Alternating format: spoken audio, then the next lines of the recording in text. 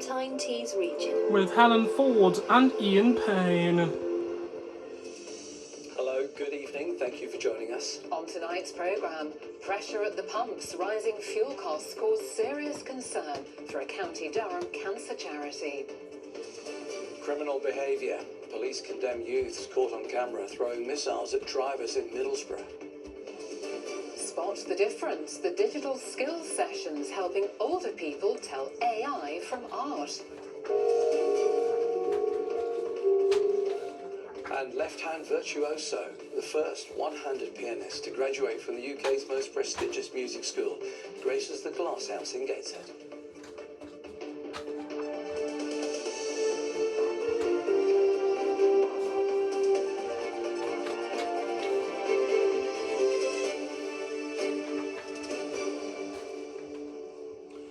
First, to the ongoing impact of rising fuel prices and the serious concern that's causing for charities here in our region.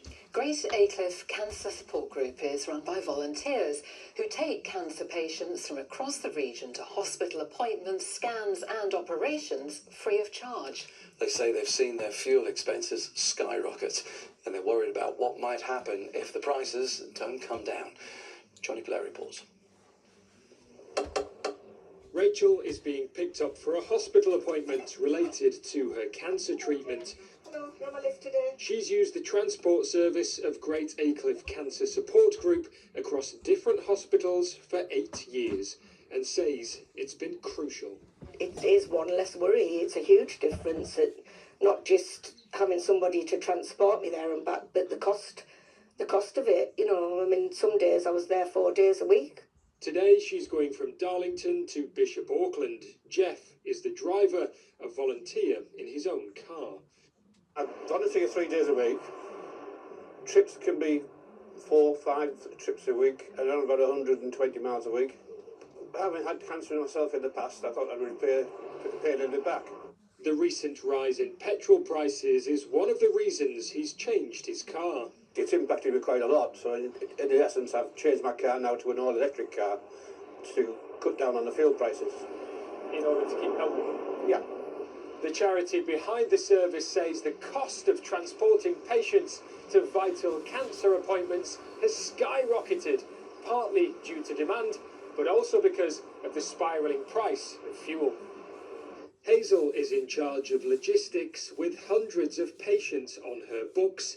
She says the amount the charity can claim in mileage for its drivers is now being outstripped. Are volunteers now having to dip into their own pockets effectively? I would say now at the moment, yes, definitely. And how much is that having to happen? Well, every time you fill your car up. You know what I mean? But like I say, we don't do it for that reason. But I mean, we're all pensioners at the end of the day, and the cost of running your car. The charity says it worries that some drivers may not be able to continue, even though all want to help. It's now appealing for local businesses to offer financial help, while hoping the situation improves so that vital journeys aren't affected. Johnny Blair, ITV News.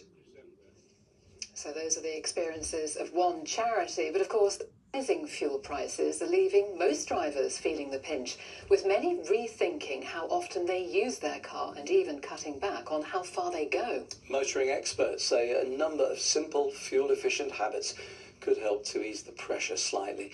Amrit Birdie has been finding out more. When filling up fills you with dread. Fuel prices are soaring once again, forcing these drivers in Winlayton and Gateshead to think about their mileage. I don't go as much what I used to. I can't afford it. I'm just being very careful with speed, tyre pressures, you know, all the things that they tell you to be good at. You know, cut the long journeys out, you know.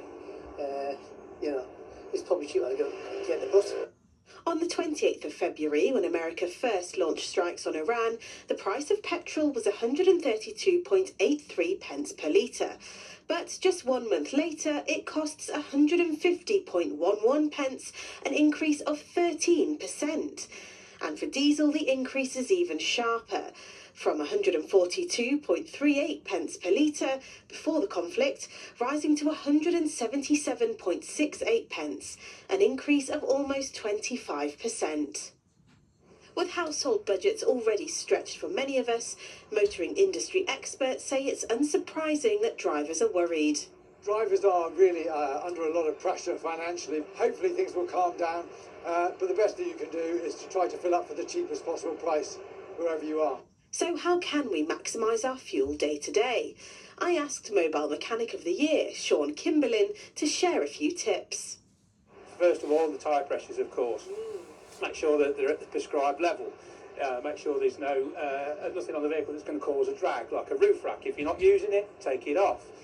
Make sure there's no unnecessary load in the vehicle. Drive the vehicle smoothly. Gentle acceleration, gentle braking. You can save quite a lot of fuel by adjusting your speed ever so slightly. So a little change from 70 miles an hour to 60 miles an hour, or anywhere in between, will save you anything between 5 and 10% fuel. Despite international affairs dictating how much we pay for our fuel, a few simple choices made at home could mean fewer trips to the forecourt. Amrit Birdie, ITV News.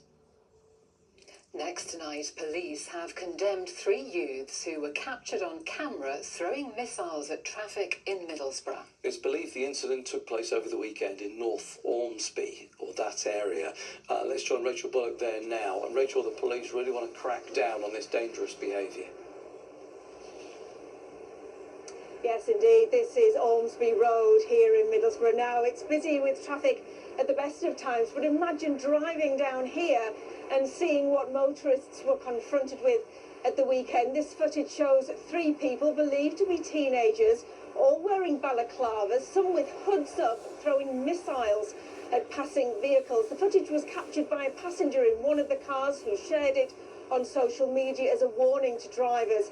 Now, thankfully, there's been no reports of any injuries, but the police are investigating. They say that there has been a spate of similar attacks in the area and somebody could very easily be killed. And they say that while those responsible might consider it to be a prank, they are very likely to find themselves in court facing very serious charges. It's very shocking, frustratingly. I think some of these children see it almost as a little bit of sort of nuisance behaviour or silliness on their behalf, but the reality is it isn't. It's criminality at every level, and whether you're throwing in, you're missing cars, whether you're hitting cars or whether you're causing injury, every single aspect of that is criminality. And from a police perspective, we are seeing this and we are investigating it. The current incident that we're discussing today, there is an ongoing investigation into that, and when those individuals are identified, which there will be, appropriate action will be taken to those individuals as well. Now, Rachel, the police aren't just appealing to the youngsters in this, they're using this latest attack as an opportunity to appeal to parents as well.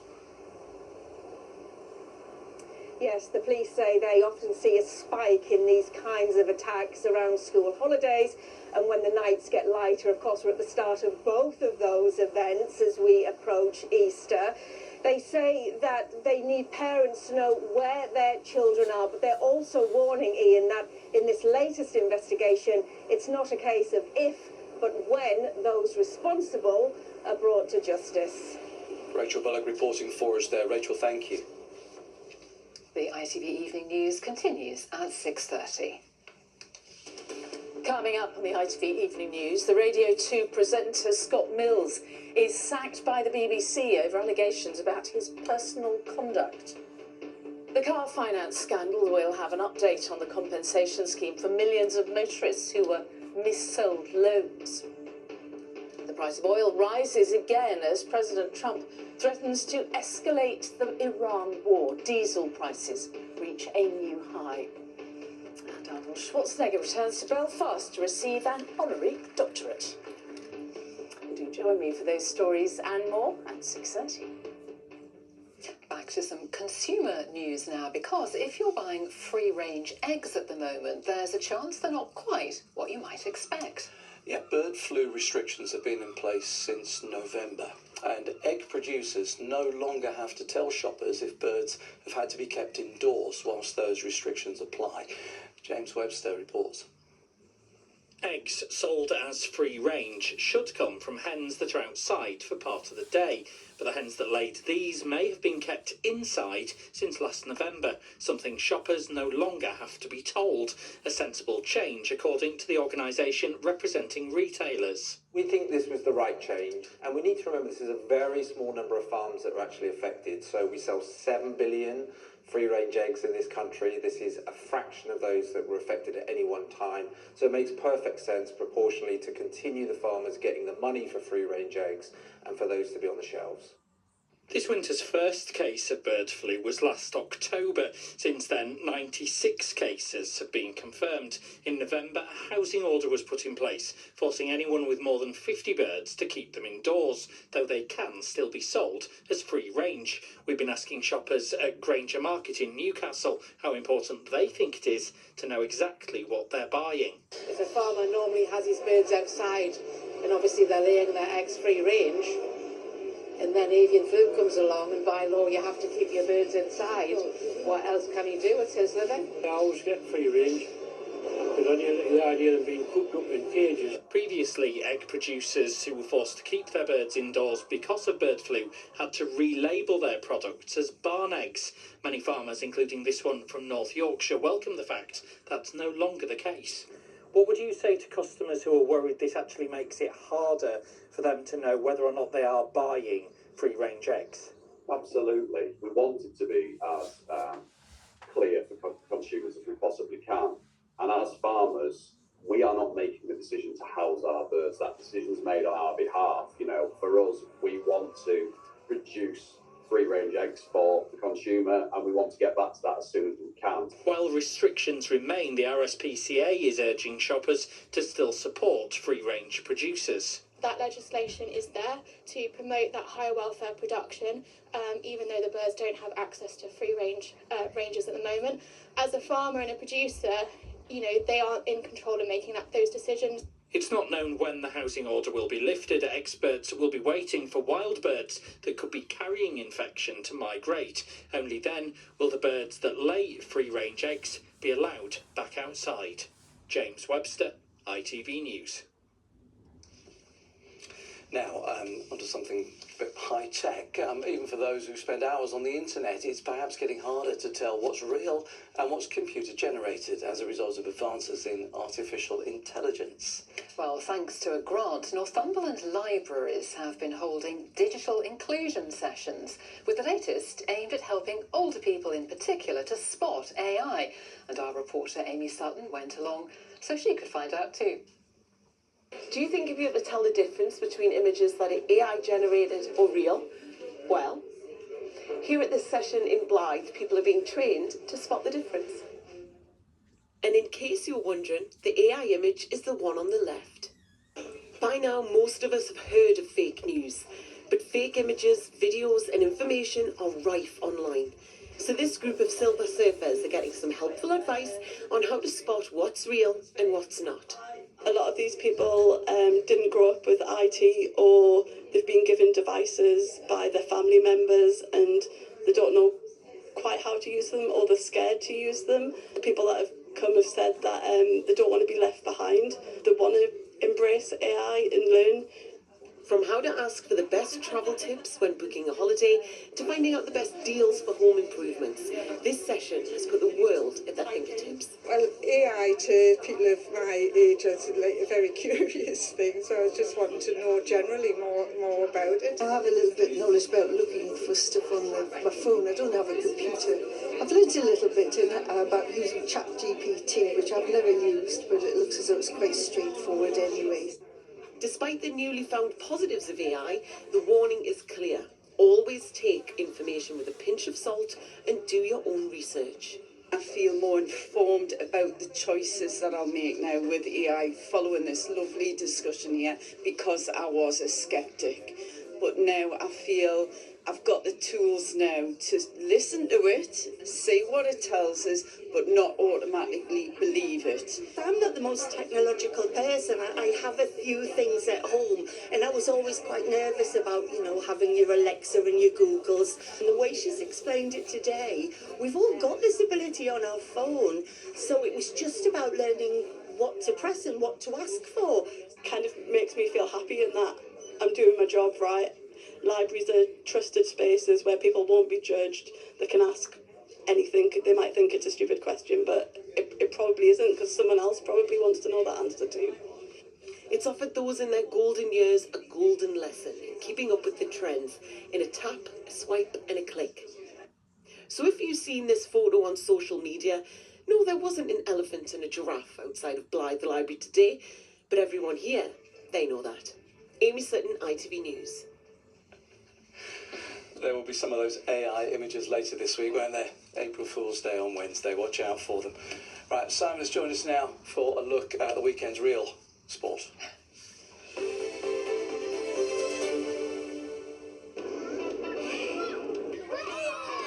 Powering local sport in the community, Octopus Energy sponsors ITV Regional Sports Report. Another weekend, another derby between Sunderland and Newcastle United, Simon. Yeah, and this time it finished with honours even in Women's Super League 2. Probably a fair result, and probably a better result for the Black Cats than it was for the Magpies. Sunderland got to end a run of derby defeats, Newcastle lost ground in the promotion race, and they felt a bit hard done by. The away team coach didn't get its window smashed like last week. Fans in red and white mixed happily with fans in black and white. This is a different derby. After some of the spite and ugliness on the streets on men's derby day, there's a lot to be said for this.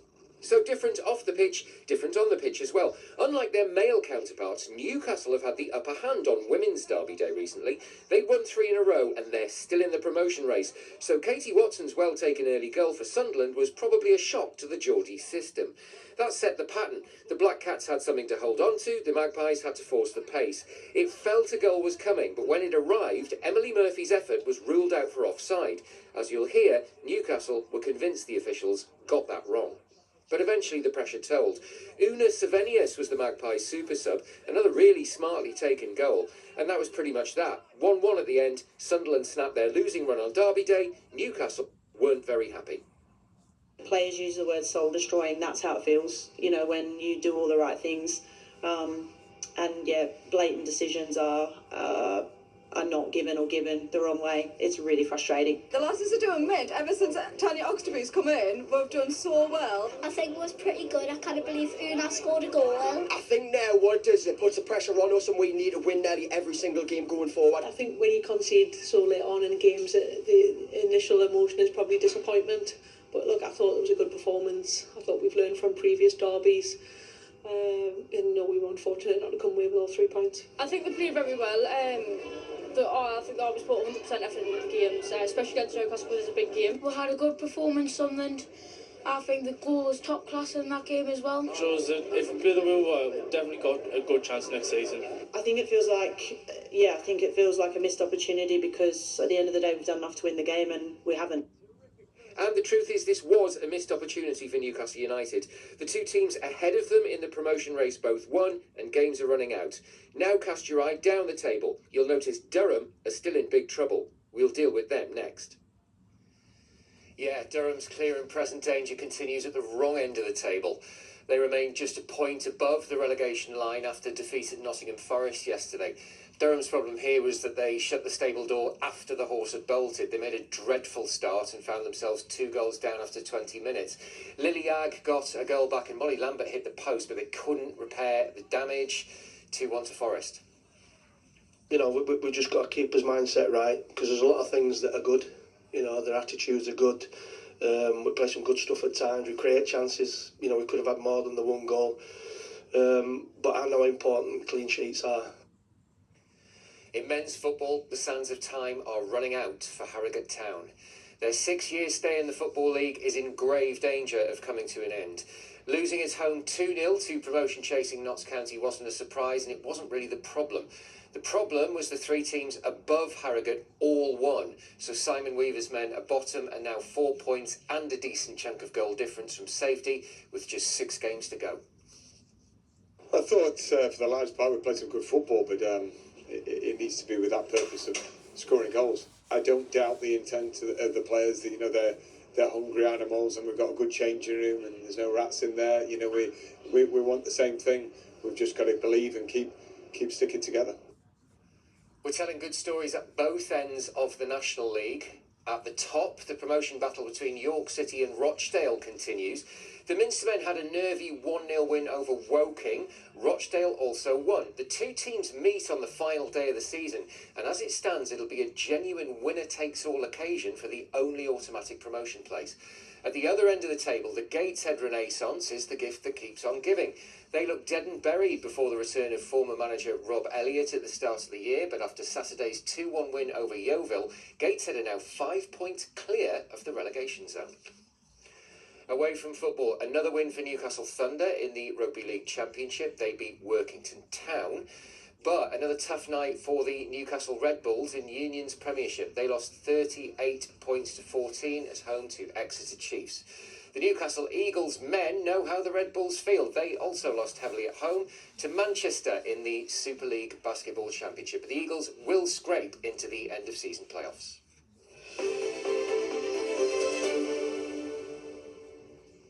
Thank you, Simon. Now to a musician who's preparing to take to the stage in Gateshead, playing the piano with one hand.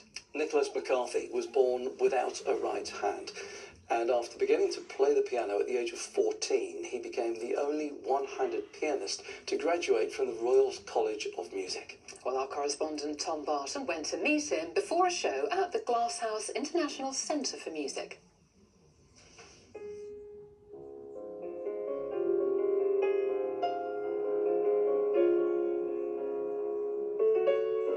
The music he makes is, without question, beautiful. But it's all the more astonishing when you realise that Nicholas McCarthy plays with just one hand.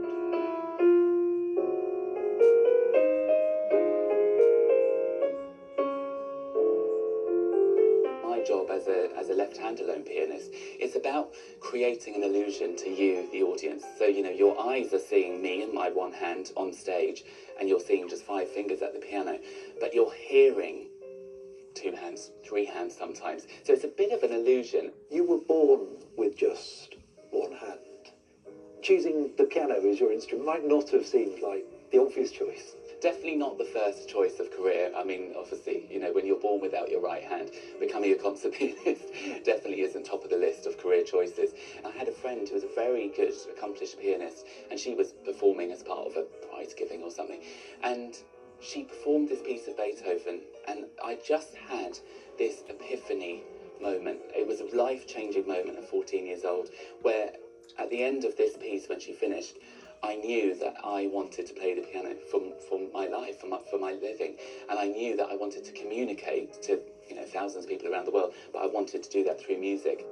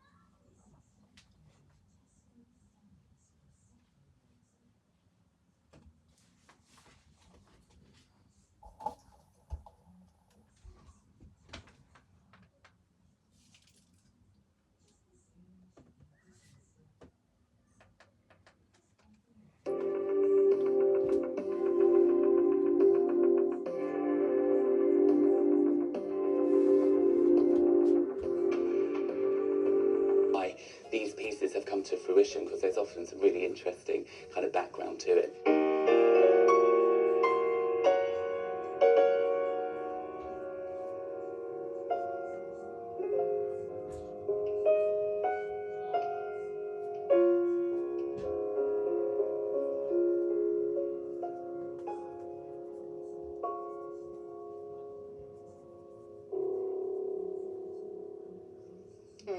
Absolutely beautiful, very relaxing. Yeah. In fact, Ross, I was thinking just the kind of music to accompany a beautiful sunrise. Indeed. Beautiful this morning, and a bit later than we had last week, because of course the hour has jumped forward. This was Whitby this morning, a time-lapse of the sunrise there. We're appreciating those lighter evenings, but as I say, the beautiful mornings too. Sunrise at 6:42 here this morning, so actually better than filming last week when the sunrise was around 5:45 to get a bit later for that. The hour... Those people from Blythe will be able to tell that's real. They will know it's not AI. You can tell because the seagulls look really real. There's one. There you go. There you go. You see? I think today we fully appreciate the extra sunshine, I have to say, because yesterday was wet and windy when we gained that hour. Very spring-like. Much brighter today, although there's still a bit of a chill in the air. We had nearly 13 hours of daylight today. We've still got 4 hours of daylight to add before the solstice in 3 months' time. There is a bit more cloud coming tomorrow, though we are losing the chill in those breezes. Our temperatures are about to climb. Here's the forecast. An icy start to the day will give way to a series of oohs and ahs. TUI sponsors ITV Tyne weather. Chilly winds bringing a scattering of showers for us today, but those brighter breaks have been developing and sunny spells will take us through this evening. Overnight, though, the cloud is going to thicken from the west. With that, some murkiness, some light rain take us into tomorrow, but it's also the sign of a change in air mass becoming milder through tomorrow, with sunny spells developing as we make our way through the day. A ridge of high pressure is trying to build its way up from the south. It's calming things down, not as blustery through tomorrow. The winds from that westerly direction, so not as chilly, and the two fronts here signalling that wedge of milder air that's over the UK through Tuesday and into the first part of Wednesday, where eventually we'll see a cold front swooping its way in from the northwest. Early into the afternoon, a fresher feel arriving. For now, though, we do have some clearer skies around, take us through the initial part of the overnight period. So quickly those temperatures will start to drop down, but actually into the early hours with the cloud arriving, the murkiness, the light and patchy rain, temperatures begin to rise. We start the day at around 7 or 8 degrees. So it's not a chilly start into Tuesday morning, but there is a lot of cloud around. We've got that low cloud over the Pennines. Where the cloud is thick enough, there's a bit of drizzle in the mix as well, but you can see it is starting to thin and break. We do get some brighter skies as we head into the afternoon, and even where the cloud is set to linger, temperatures holding up at a mild 14, maybe 15 degrees. Tuesday and into Wednesday. Still for now, we've got that mild air with us. We get some clearer skies developing at times overnight into Wednesday morning. So actually Wednesday first thing, not looking too bad, but the cloud is starting to thicken. Later on, patchy rain arrives from the west, and with that, that fresher air. So mild into Wednesday, feeling cooler for Thursday and Friday. TUI sponsors ITV Tyne weather. Thank you, Ross. In just a moment, it's the national and international news. I'll have your update just after 10:30. Enjoy your lighter evening, won't you, from us all? Bye-bye. Bye-bye.